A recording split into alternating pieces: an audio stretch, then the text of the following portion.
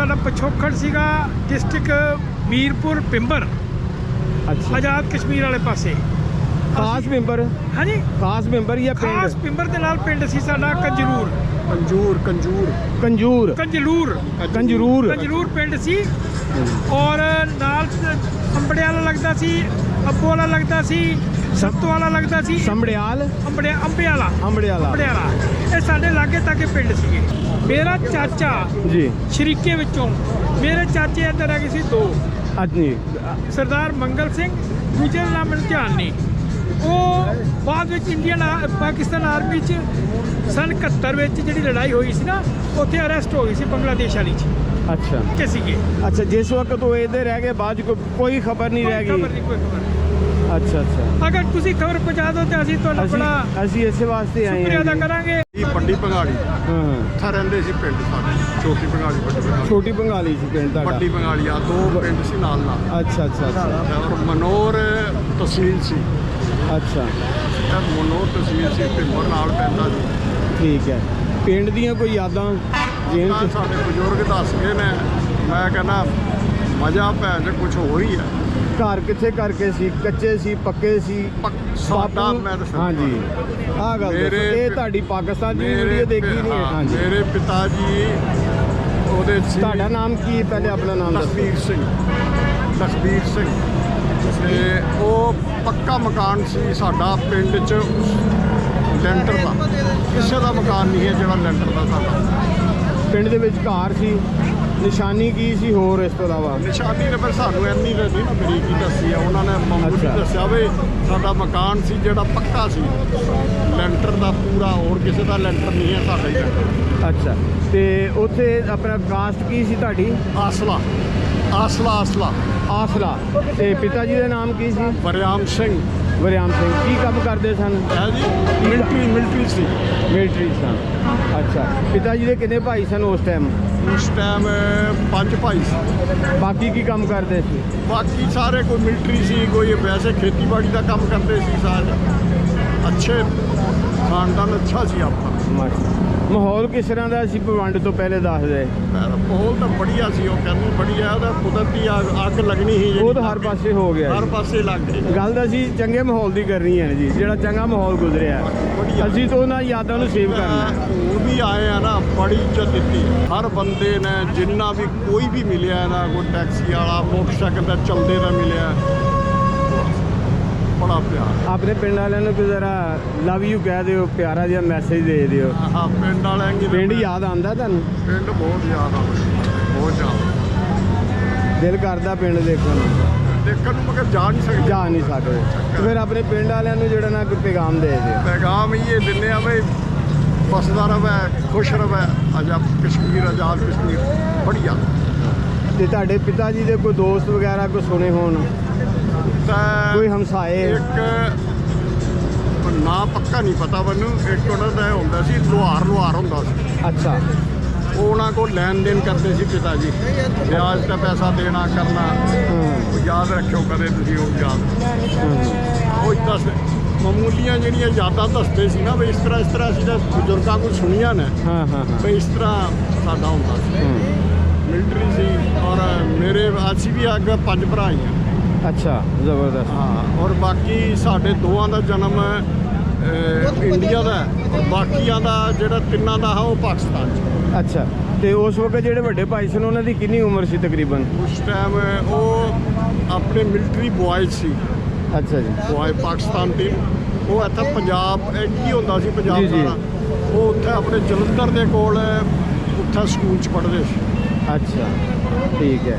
ਤੇ ਜਿਹੜਾ ਤੁਹਾਡਾ ਲੁਹਾਰ ਸੀ, ਉਹਦੇ ਵਾਸਤੇ ਕੋਈ ਪੈਗਾਮ ਦੇ ਦਿਓ, ਉਹਦੇ ਬੱਚਿਆਂ ਵਾਸਤੇ? ਉਹਦੇ ਬੱਚਿਆਂ ਵਾਸਤੇ, ਉਹਨਾਂ ਦੇ ਬੱਚਿਆਂ ਲਈ ਹੈ ਵੀ ਅਸੀਂ ਤਾਂ ਖੁਦ ਕਹਿੰਦੇ ਹਾਂ ਵੀ ਖੁਸ਼ ਰਹਿਣ, ਆਬਾਦ ਰਹਿਣ।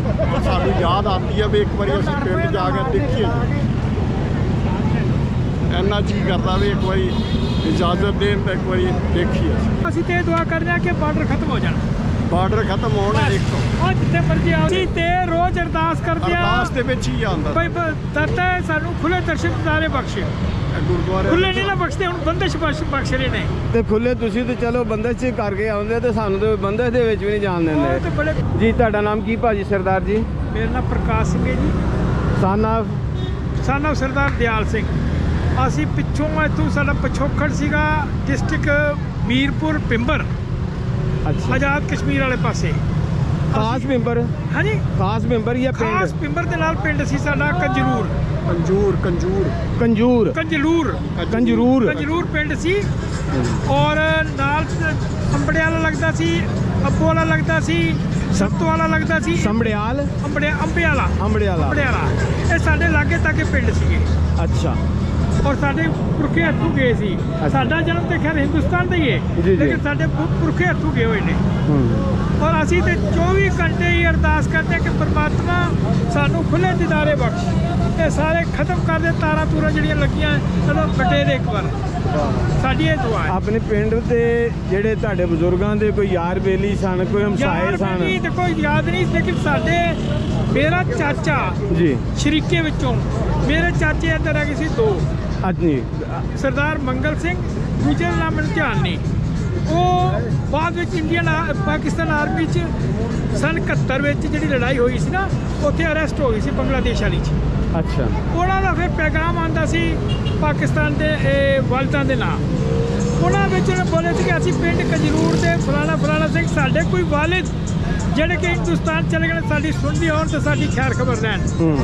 ਅਸੀਂ ਬੜੀ ਉਹਨਾਂ ਦੇ ਜਿਹੜੇ ਆਰਮੀ ਦੇ ਕੈਂਪ ਸੀ ਨਾ ਜਿੱਥੇ ਅਰੈਸਟ ਸੀ, ਇੱਕ ਸਹਾਰਨਪੁਰ ਸੀ, ਅੰਬਾਲਾ ਸੀ, ਇਲਾਹਾਬਾਦ ਸੀ। ਅਸੀਂ ਦੋ ਜਗ੍ਹਾ ਸਹਾਰਨਪੁਰ ਵੀ ਅੰਬਾਲਾ ਵੀ ਖੂਬ ਖਬਰ ਕੀਤੀ, ਉਹ ਸਾਨੂੰ ਮਿਲੇ ਨਹੀਂ। ਗੁਆਚੇ ਰਿਸ਼ਤਿਆਂ ਦੀ ਤਲਾਸ਼ ਹੈ। ਰਿਸ਼ਤੇ ਦੀ ਤਲਾਸ਼ ਹੈ ਸਾਨੂੰ, ਅੱਜ ਵੀ ਸਾਨੂੰ ਮਿਲ ਜਾਣ। ਅਸੀਂ ਨਾਰਨੌਲ ਸ਼ਹਿਰ 'ਚ ਰਹਿੰਦੇ ਆ ਹਿੰਦੁਸਤਾਨ 'ਚ। ਕਦੇ ਵੀ ਆਪਣਾ ਤੁਸੀਂ ਐਡਰੈਸ ਦੱਸ ਦਿਓ ਤੇ ਉਹਨਾਂ ਦੇ ਪਹਿਲੇ ਆਪਣੇ ਜਿਹੜੇ ਤੁਹਾਡੇ ਚਾਚਾ ਜੀ ਸਨ ਉਹ ਕਹਿ ਰਹੇ ਉਹਨਾਂ ਦਾ ਮੇਰੇ ਫਾਦਰ ਦਾ ਨਾਮ ਸਰਦਾਰ ਦਿਆਲ ਸਿੰਘ ਸੀ। ਉਹ ਇੰਡੀਅਨ INA ਵਿੱਚ ਨੇਤਾ ਜੀ ਦੀ ਸੁਭਾਸ਼ ਚੰਦਰ ਦੀ ਬੋਝ ਸੀਗੇ INA ਵਿੱਚ। ਮੇਰੇ ਦਾਦਾ ਜੀ ਦਾ ਨਾਮ ਸੀ ਜੈਲਦਾਰ ਸਾਧੂ ਸਿੰਘ। ਜੈਲਦਾਰ ਸਾਧੂ ਸਿੰਘ, ਜ਼ਬਰਦਸਤ। ਜਮੇਦਾਰ ਜੈਲਦਾਰ ਸਾਧੂ ਸਿੰਘ। ਉਹਨਾਂ ਦੇ ਪਿਤਾ ਦਾ ਨਾਮ ਸੀ ਸਰਦਾਰ ਅਤਰ ਸਿੰਘ। ਮੇਰੇ ਪੜਦਾਦਾ ਜੀ ਦਾ ਨਾਮ ਸਰਦਾਰ ਅਤਰ ਸਿੰਘ ਸੀ। ਸਹੀ ਹੈ। ਤੁਹਾਡੇ ਪਿਤਾ ਜੀ ਕਿੰਨੇ ਭਰਾ ਸਨ? 3 ਭਰਾ ਸਨ, ਸਰਦਾਰ ਮੰਗਲ ਸਿੰਘ, ਸਰਦਾਰ ਰਾਜਾ ਸਿੰਘ ਤੇ ਸਰਦਾਰ ਦਿਆਲ ਸਿੰਘ। ਘਰ ਦੀ ਕੋਈ ਨਿਸ਼ਾਨੀ ਉੱਥੇ ਦੱਸ ਦਿਓ, ਯਾਦ ਨਹੀਂ ਸਾਨੂੰ ਕੋਈ। ਅੱਛਾ, ਤੇ ਜਿਹੜੇ ਇੱਧਰ ਰਹਿ ਗਏ ਸਨ ਉਹਨਾਂ ਦਾ ਨਾਂ ਤੇ ਉਹਨਾਂ ਦੇ ਪਿਤਾ ਦਾ ਨਾਂ ਦੱਸ ਦਿਓ। ਉਹ ਮੰਗਲ ਸਿੰਘ ਨਾਮ, ਮੈਨੂੰ ਸਿਰਫ ਉਹਨਾਂ ਦਾ ਨਾਮ ਪਤਾ, ਉਹਨਾਂ ਦੇ ਜਿਹੜਾ ਇੱਥੇ ਰਹਿ ਗਏ ਸੀ। ਬਾਕੀ ਉਹਨਾਂ ਦੇ ਜਿਹੜੇ ਦੂਸਰਾ ਉਹਨਾਂ ਦੇ ਸ਼ਰੀਕੇ ਵੀ ਸੀਗੀ, ਉਹ ਸਰਦਾਰ ਹਰੀ ਸਿੰਘ, ਉਹਨਾਂ ਦਾ ਪੁੱਤਰ ਸਰਦਾਰ ਭਾਗ ਸਿੰਘ, ਸਰਦਾਰ ਮੁਨਸ਼ਾ ਸਿੰਘ ਸੀ। ਉਹ ਅੰਦਰ ਇੰਡੀਆ ਚਲੇ ਗਏ। ਉਹ ਇੰਡੀਆ ਚਲੇ ਗਏ। ਅੱਛਾ, ਇੰਡੀਆ ਚਲੇ ਗਏ। ਉਹਨਾਂ ਦੇ ਬਿਲਕੁਲ ਸੱਕੇ ਸੀਗੇ। ਅੱਛਾ, ਜਿਸ ਵਕਤ ਉਹ ਇੱਧਰ ਰਹਿ ਗਏ ਬਾਅਦ ਕੋਈ ਖਬਰ ਨਹੀਂ ਰਹਿ ਗਈ। ਕੋਈ ਖਬਰ। ਅੱਛਾ। ਅਗਰ ਤੁਸੀਂ ਖਬਰ ਪਹੁੰਚਾ ਦਿਓ ਤੇ ਅਸੀਂ ਤੁਹਾਨੂੰ ਬੜਾ ਅਸੀਂ ਇਸੇ ਵਾਸਤੇ ਆਏ ਸ਼ੁਕਰੀਆ ਹਾਂ ਅਦਾ ਕਰਾਂਗੇ। ਮੇਰੇ ਬਜ਼ੁਰਗੋ ਜਿਹੜੇ ਉਸ ਵੇਲੇ ਪਾਕਿਸਤਾਨ ਕੰਜਰੂਰ ਪਿੰਡ ਚੋਂ ਪਾਕਿਸਤਾਨ ਰਹਿ ਗਏ ਸੀ, ਸਰਦਾਰ ਮੰਗਲ ਸਿੰਘ ਤੇ ਉਹਨਾਂ ਦੇ ਬ੍ਰਦਰ, ਅਗਰ ਉਹ ਕਿਤੇ ਉਹਨਾਂ ਦੇ ਪਰਿਵਾਰ 'ਚ ਕੋਈ ਵੀ ਜਿੰਦਾ ਜਾਗਦਾ ਹੋਵੇ, ਅਸੀਂ ਹਰਿਆਣਾ ਨਾਰਨੌਲ 'ਚ ਰਹਿੰਦੇ ਹਾਂ ਹਿੰਦੁਸਤਾਨ ਵਿੱਚ, ਸਾਡੇ ਨਾਲ ਰਾਬਤਾ ਕਰੋ। ਮੇਰਾ ਨਾਮ ਪ੍ਰਕਾਸ਼ ਸਿੰਘ ਹੈ।